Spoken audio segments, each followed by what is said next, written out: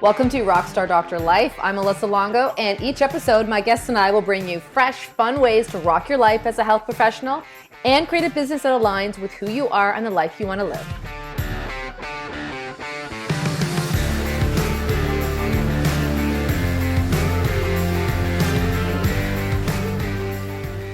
Hey everyone, welcome to another episode of the show. I am thrilled to have a conversation with Dr. Chad. We've connected a few times, tried to schedule this a few times. He's a busy guy, and you're going to find out why in a few minutes here. Forgive my voice. I'm just getting over a personal health challenge, which, as you know, as healthcare professionals is not fun.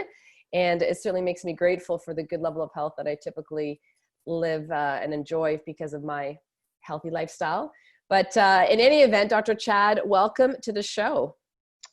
Thank you, Melissa. Thanks for having me on. Really appreciate it. Glad we could finally connect. Yeah, I'd love to hear, for the docs that don't know who you are, what you're up to these days, give us like a snapshot of who's Dr. Chad, what are you doing, where you practice, number of kids, you know, your whole sort of lifestyle right now. Yeah, I'll give you the rundown. So my name is Chad Mykietiuk. I grew up in Saskatchewan, but now I live in Nova Scotia. Halifax, Nova Scotia is my home. I'm out there because I met my chiropractic sweetheart at CMCC when I went to school, and she's from Nova Scotia, and you know what happens there. So so that's we settled out here. We started our practice together 10 years ago, right out of the gate. So we've been in practice, full-time practice for 10 years. We didn't have any kids when we moved out here. Now we have 4. So they're all under age 10. So it's an adventure full-time at my house. So that's enough as it is.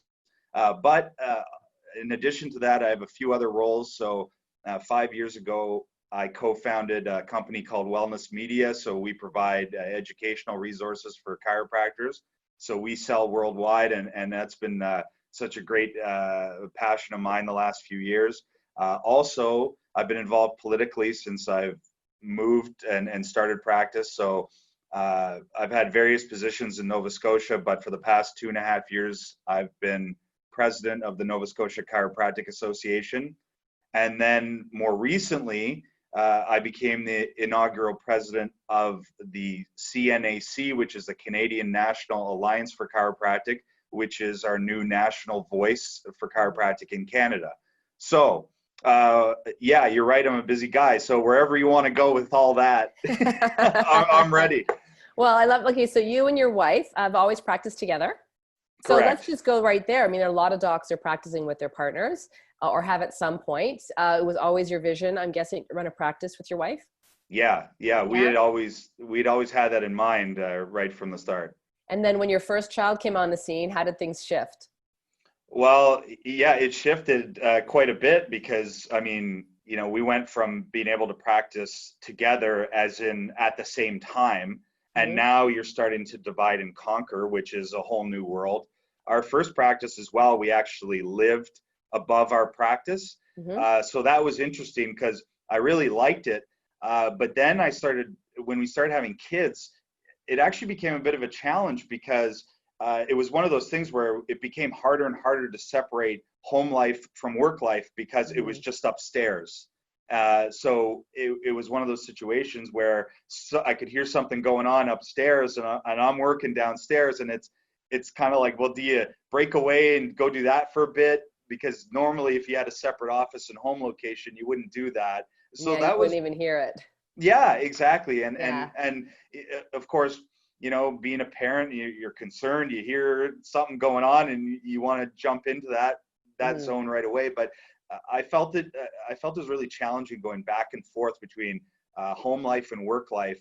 So anyway, we ended up leaving, not for that reason, but we ended up leaving our first practice location and set up another spot, and it was separate to our house. So in the long run, I felt that works better for us now, and certainly now with 4 kids, there's no way. Yeah, so you and your wife have like opposite hours in your practice, or what does it look like for you with regards to how do you both practice and be home with your kids? Yeah, so we do have opposite hours. There's no time where we're practicing at the same time anymore, just from logistics. We don't have a lot of family close by that can really help out with the kids. So it's basically her and I trading off with the kids. Some of the older kids are in school, and the younger ones are in part-time daycare, but we also want to make a conscious effort not to have them in somebody else's care all the time. So we do still share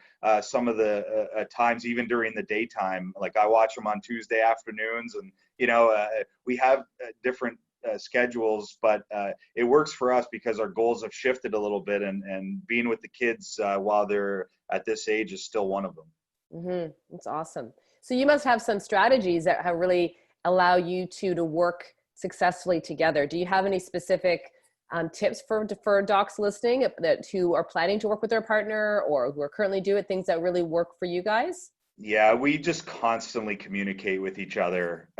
We have to, and with how busy our schedules are with work and all of our other obligations and the kids, we have to communicate not just on the schedule. So we have things like logistics we do with sharing a schedule on our phones and other things like that. Like that's all the logistics.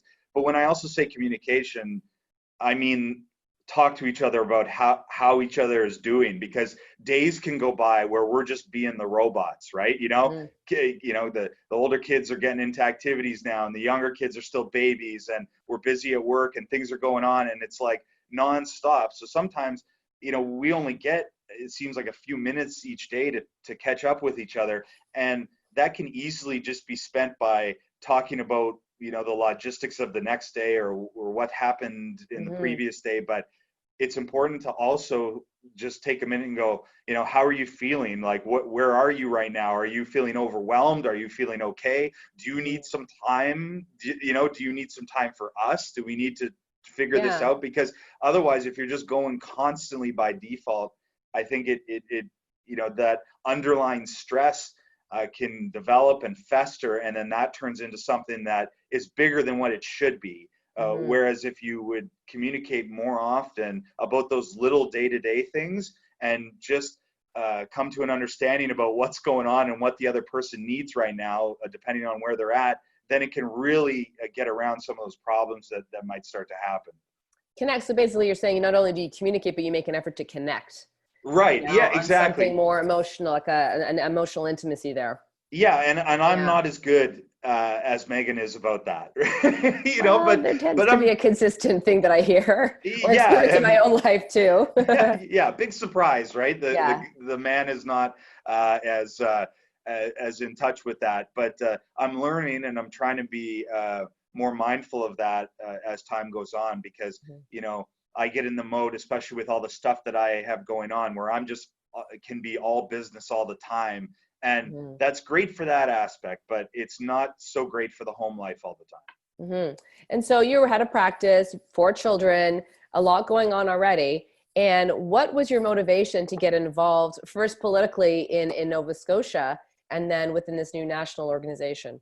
Yeah, so politically, I kind of got tricked into joining at first. I was asked to help out by somebody who sat on one of our boards about a special project that they were working on, and they needed help. And they said, some of the newer grads might have a better grasp on this particular issue. So, could you and Megan please help out? And we didn't have any kids at the time, and I wasn't very busy in practice. So I said, great, I have the time to do this. And then I did it.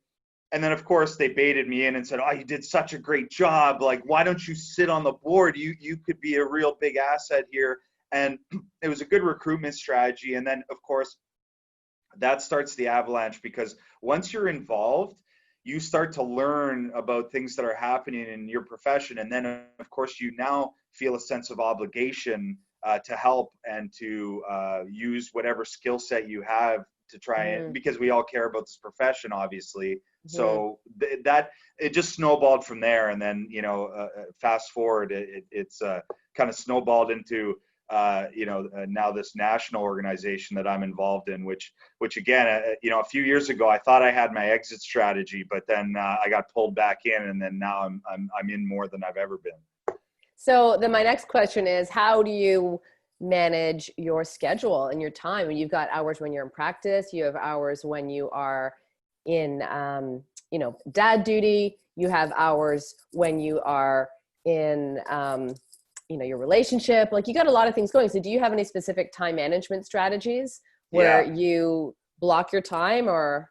Yeah, I do. I have a revolutionary secret that I'm going to share with you about that. And anybody who's under age 30, they're not going to understand this one.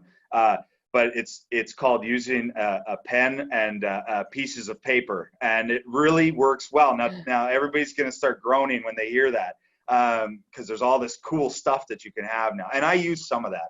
I shouldn't say that, but honestly, I literally, for as long as I can remember, I've sat down the night before, and it has to be the night before for me, and I write down what my day is going to look like, which is laughable usually by the end of the next day because things have jumbled all around. None of that probably happened. No, and I'm not suggesting that that's the way you should live your life, where it's going to be totally predictable all the time. But writing stuff down and actually, it starts a certain process in your mind about, not just what your schedule is going to be like, but how you want your day to run and your priorities. And for me, it has made all the difference. So I actually write out what my next day is going to look like every night. And that includes even stuff where that's not business related, like, time with the kids or other things. And even it can go so far as what I want to be focused on or be intentional about during those times. So, for me, one of the hardest things is to separate that home life, especially when I'm with the kids, and still being tied to all the other business things that I do. So, I think for me, I almost need to remind myself that, okay, now you're on dad duty. They don't care about how many emails you have to answer or how many phone calls you need to make. So be present during this time and try and be where you are at that time, and the rest of it's going to be waiting for you when you get back. Yeah, it sounds, I was going to ask you, like, how do you shift gears, right? Like, how do you go from doctor mode to dad mode to president mode to, because they kind of all blur together, right? And I'm sure you're like all of us, you with your kids, and a thought for your practice pops into your head, or, how do you stay focused that way?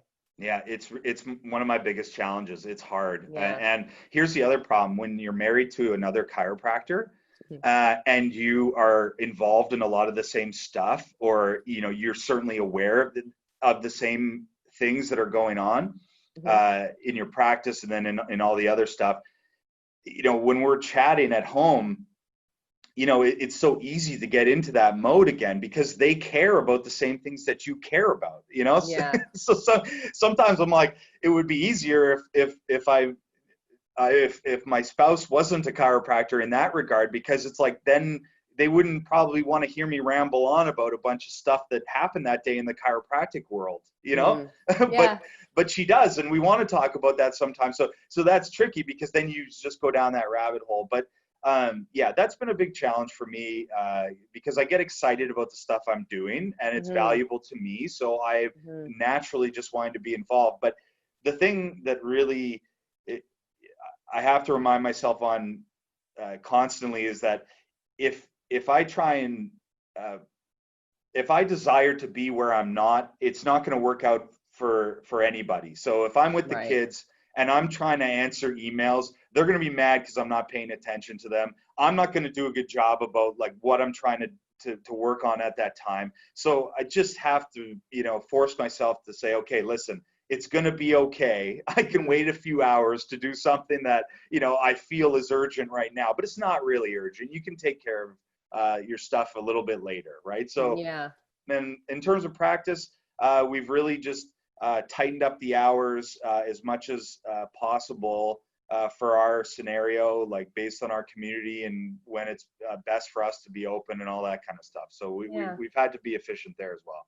Yeah, with 4 kids, no doubt. Yeah. Yeah. So what keeps you so fired up and excited? To get involved, to keep wanting to advance chiropractic, getting involved politically, make some changes. Like where does that come from within you? Is that something that you've always had? It's kind of part of your personality, or was there a moment or an experience that you had that made you say, I gotta jump in and make a change here? Yeah, I think my personality is such that I just want to keep going and taking on new things, and I've learned that about myself, that as much as sometimes I'll gripe about, how busy I am, with certain things, I love it. I like to be involved, and I like to push myself and feel like I'm contributing as much as I can. But with the stuff, the political stuff, or anything that's on a larger scale there in terms of the profession, I think those realizations just happened over time, because you start to see things behind the scenes about how the profession is being run, and the decisions our leaders are making, and realizing that this stuff actually does have an impact. Because prior to that, or even in the first couple of years when I was involved and I didn't really have a good grasp of some of the things that were going on, I can see how it's easy to just bury yourself in your practice and say, okay, well, this is the only thing that matters. And all that stuff is just kind of the things that need to happen to allow for the practice to run and for me to be a chiropractor. But after a while, when you're involved, you start to see things that legitimately will affect our profession as a whole down the road. So obviously, your passion starts going up there, because you start to think about all the people that might be affected by this. Like, you think about the patients that you serve in your practice, and then you start to connect the dots on that, how that's relating to some of the things that are being decided at the political table, and that fires you up. And then the other thing is just the feedback. So, when you are representing the profession and you have people feeling like you're doing a good job in doing that, then that feedback keeps you going. And that's been the case for me. Yeah. So the CNAC is a relatively new organization. Tell us a little bit about how it came to be, and certainly for listeners, how they can find out more. We'll put the show notes in there for everyone so that you can go and click and join and become a member if it resonates with you. But yeah, tell us a little bit more about how that came to be. Yeah. So over the past couple of years, I think a lot of us across the country have been having experiences with our organizations, both on the provincial level and the national level, that is getting us a little worried about the direction of chiropractic in general. And certainly we've seen, challenges in the media, criticisms of chiropractic, and you see things that are changing in other countries. And so and certainly on my side, being involved politically, I've come up against challenges where I feel that certain leadership, their choices are not really in the best interest of the profession and the patients we serve in the long run, and positioning chiropractic to be successful in the future. And we all want this profession to be successful. And I think most of us want to celebrate our diversity and the wide base that chiropractic can offer to the public, and we want to see it thrive. And so when you have experiences there that sees chiropractic narrowed into something that almost becomes irrelevant when you talk about certain decisions that are being made, that gets everybody real fired up. And so really CNAC formed because a group of us just started chatting from across the country, and those of us who have been involved with this kind of stuff for a long time, we started to just chat and share experiences and share ideas. And then, of course, from there, it just snowballed into, okay, what kind of changes need to happen so that we can see chiropractic moving in a positive direction politically for the future. And the change from within model was not really working as intended. And that was the first avenue, of course, that all of us have already tried. And it became apparent that just wasn't going to happen. So the next best option was to set up a new organization that really we felt honored chiropractic in the proper way, and is going to represent the uniqueness of what we do and the relevancy, and is going to position us for the long term. So that's really how it rolled out. So there were so many contributions by docs and other people in every province. It certainly wasn't just me. Like, I was involved, but there's been contributors from every province, so I've been lucky to work with so many people that have been amazing in this journey to get this organization launched. But it's been great, and it's been so exciting to see the membership grow. We launched in October, and we're getting members every day, and it's really exciting, and all the feedback's coming in. So that pumps everybody up because we want to keep on growing. Yeah, you see, like you said earlier, you see that there's a reason for it, and there's a respect and a response, and that would motivate you guys definitely. Yeah, exactly. Yeah. So, it's great. But the thing is, there's still struggles with apathy though, because I think that, we see it all the time where, once in a while you'll see DCs get real passionate about something, but when it comes time to represent our profession or to, put their money where their mouth is, the results just really aren't there. And it's like, okay, now's a more critical time than ever. If you really feel that a certain group is speaking your language and you really feel that you resonate with them, you got to support them. Even if all it means is you become a member and you never do anything else, then Right. that is, at least you're part of a solution now rather than just complaining. Because again, I get it. I understand how frustrating and emotionally draining it is to be involved with this kind of stuff, but it is necessary. So, so yeah, like for CNAC, if you can put it in the show notes, but if you go to mycnac.ca, you'll find all the info there and you can sign up there. But, and through there, you can message us if you have questions about what the organization is doing, or you feel that it's a good fit for you and all that kind of stuff. Yeah, and you can get to know the board and read stories about people and why they're hoping to make some change.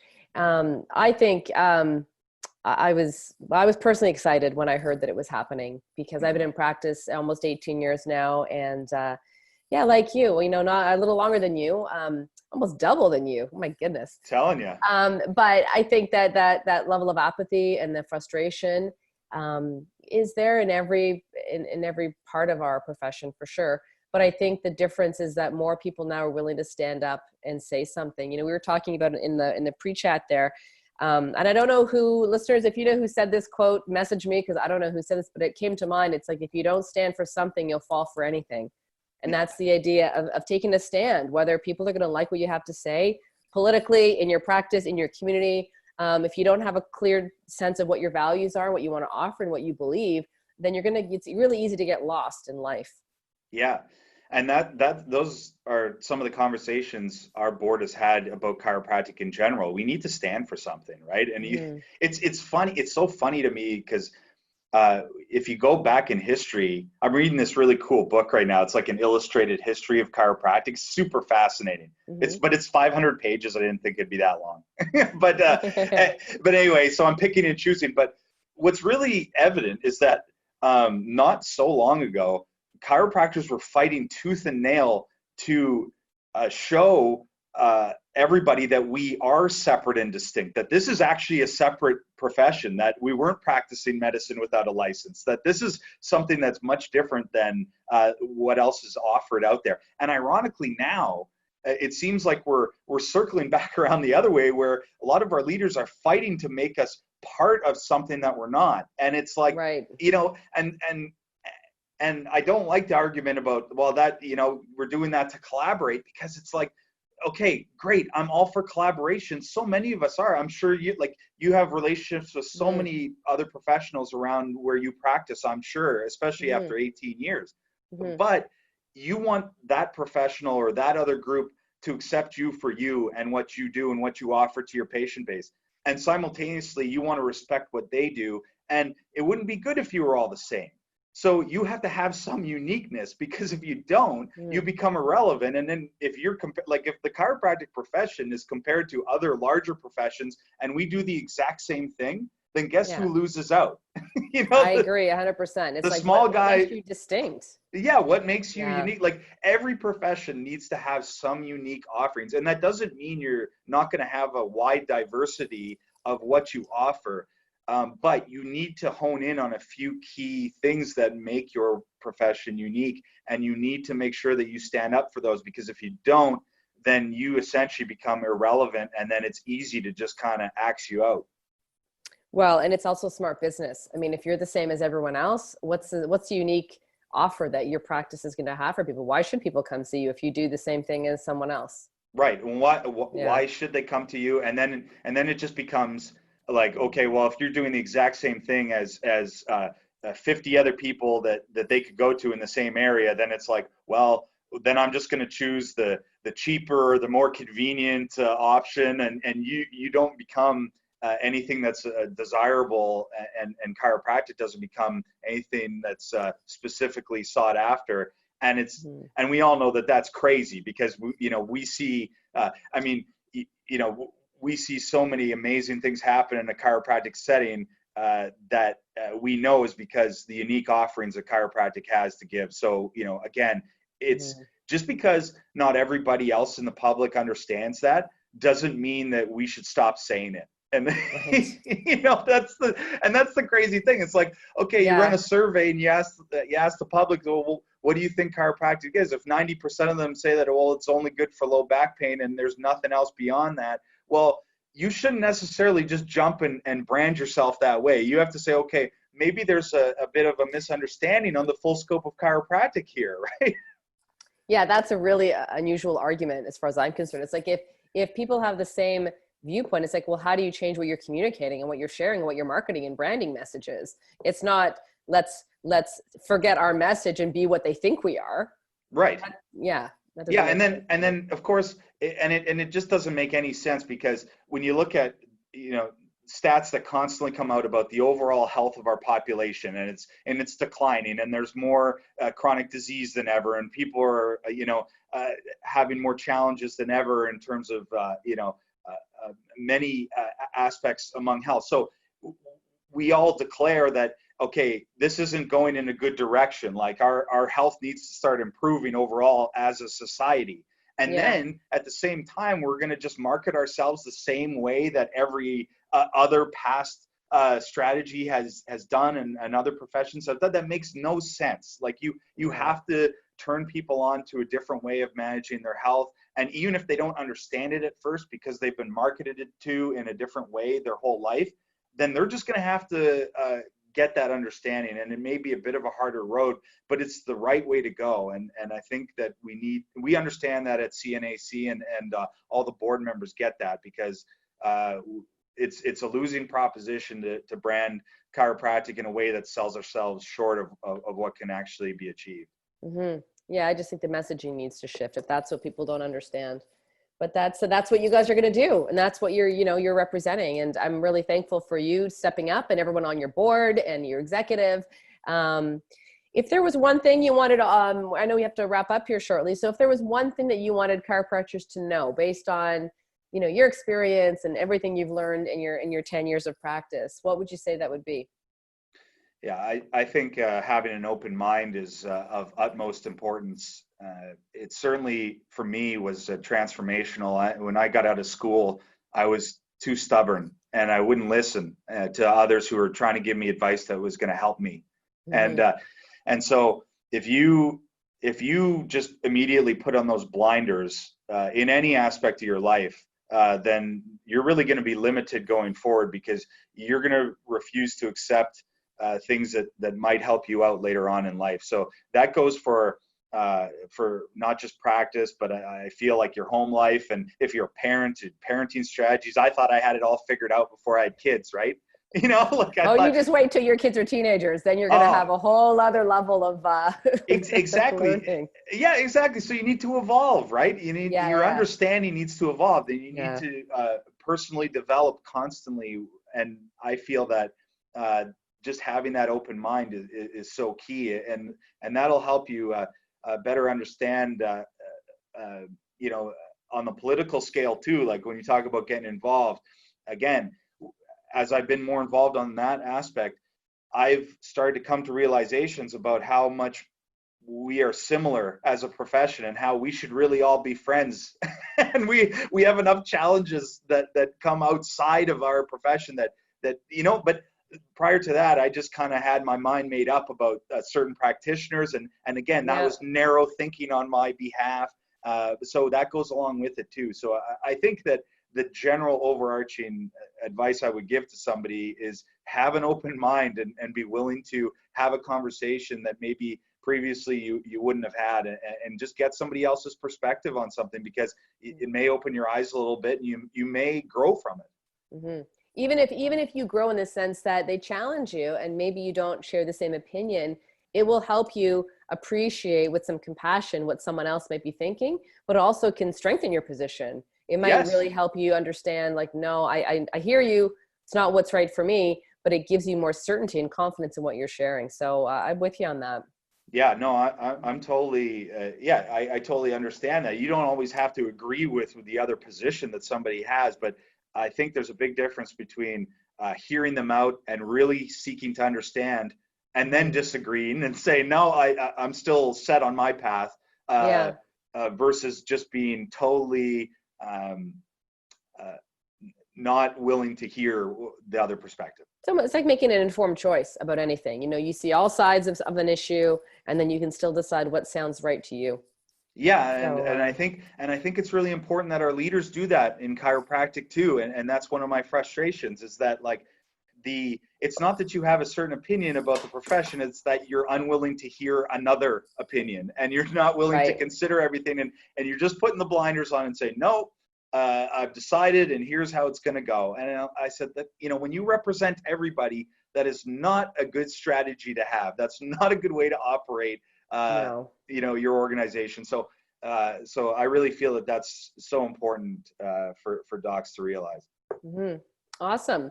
Well, it's been a great to connect with you and learn a little bit more about what the CNAC has in store for us, to hear about your practice. I appreciate your time. And listeners, you can be sure to check out what the CNAC involvement and membership would require in the show notes. You can also connect with Dr. Chad if you want to connect with him personally. There'll be links in the show notes as well. So thanks again for your time today, and have an awesome rest of your day. Awesome. Thank you for having me. I hope you enjoyed today's show. Find out more about today's guests and everything else that we talked about in the show notes. You can also find all this content and so much more, including videos, blog posts, and how you can work with me on the Rockstar Doctor Life website. If you haven't yet reviewed the show, we'd love it if you headed on over to iTunes, subscribe, and leave us a review about what your thoughts are about future episodes for the show and what you like best. Feel free to connect with me on Instagram at Melissa Longo DC, and of course on Facebook. Thanks again for listening. We'll see you next time.